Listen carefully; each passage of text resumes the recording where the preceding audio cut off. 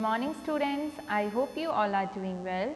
I am your English teacher. So student, today I am going to explain you chapter number 2 of your English book. Okay, so open your book and start with me. Page number 13. My experiments with truth. Okay. So students, my experiments with truth. मेरे अनुभव किसके साथ? Truth मतलब सत्य के साथ. ठीक है.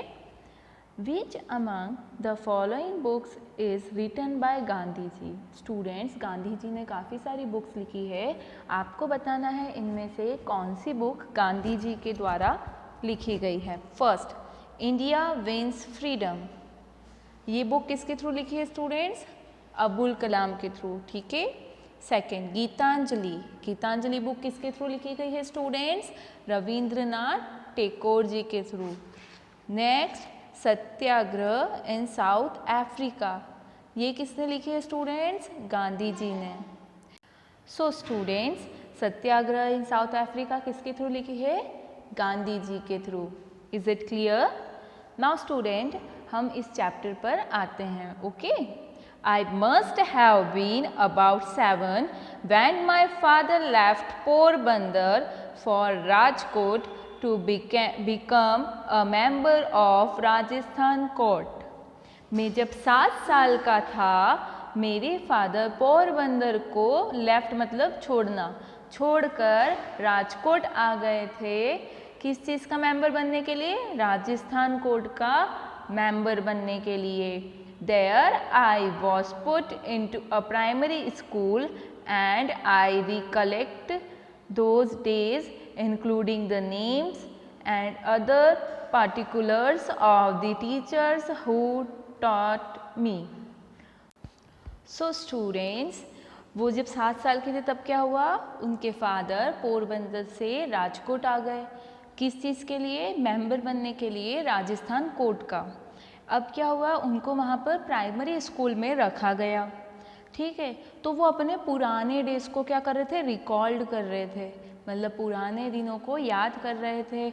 उनके बताना जो क्लासमेट्स थे, जो जिनके साथ वो पढ़ते थे, उनके नेम्स और जो टीचर उन्हें पढ़ाया करती थी, उन सब चीज़ों के बारे में वो क्या कर.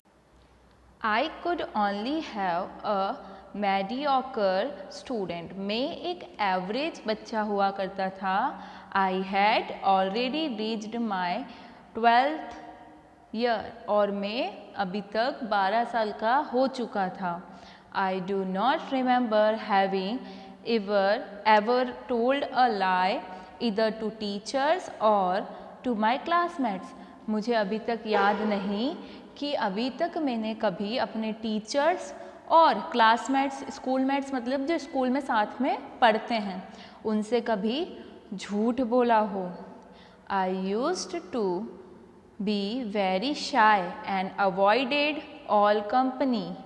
मैं पहले बहुत शाय मतलब शर्मीला एंड हुआ करता था, एंड अवॉइडेड ऑल कंपनी, और मुझे किसी भी तरीके की कोई कंपनी, जो बच्चों की रहती ना कंपनी मतलब ग्रुप रहते हैं, अलग अलग फ्रेंड्स रहते हैं, मुझे किसी भी तरीके की कंपनी पसंद नहीं थी.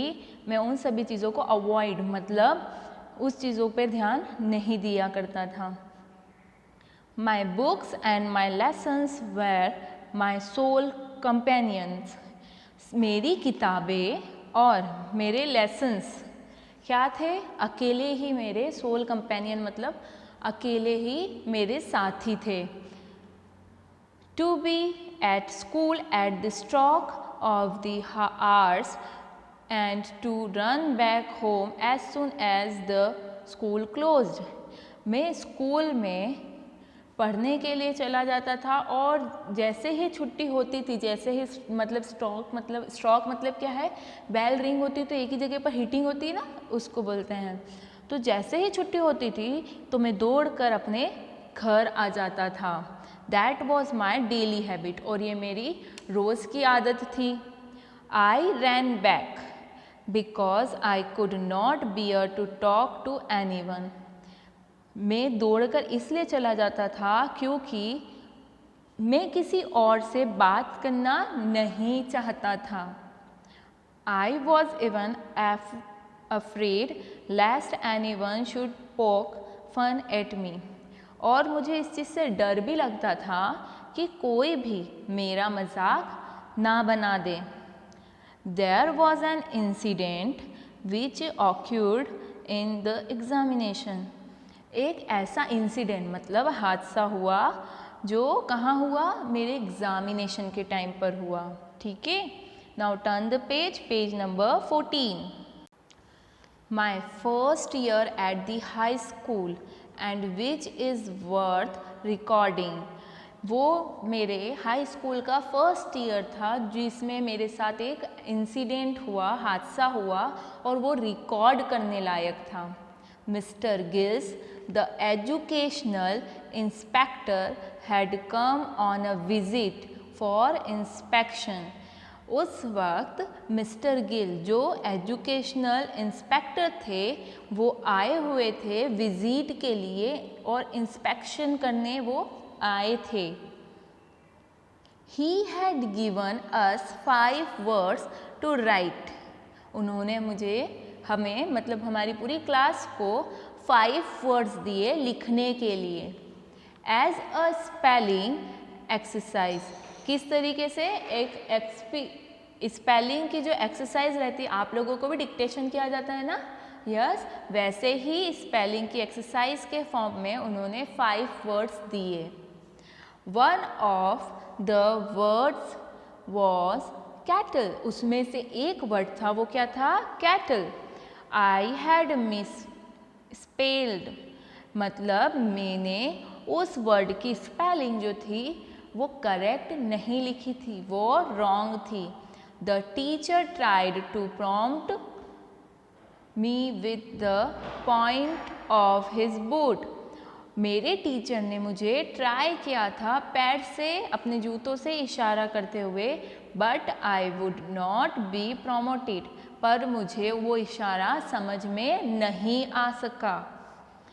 It was beyond me to see that he wanted me to copy the spelling from my neighbor's slate. और वो मुझे कहना चाह रहे थे कि बियॉन्ड मतलब पीछे, कि पीछे की साइड में जो बच्चा बैठा है मेरा नीबर में पीछे की साइड में, उसकी स्लेट से मैं स्पेलिंग को कॉपी कर लूँ. For I had thought that the teacher was there to supervise us against copying. मैंने सोचा कि एक टीचर ही जो होता है जो हमें एग्जामिनेशन के टाइम पर कॉपी करने के लिए रोकता है और बोलता है कि कोई कॉपी नहीं करेगा. The result was that all the boys except me. जब रिजल्ट आया तो रिजल्ट क्या था, सारे बॉयज़ एक्सेप्ट मतलब मुझे छोड़कर were found to have spelled every word correctly.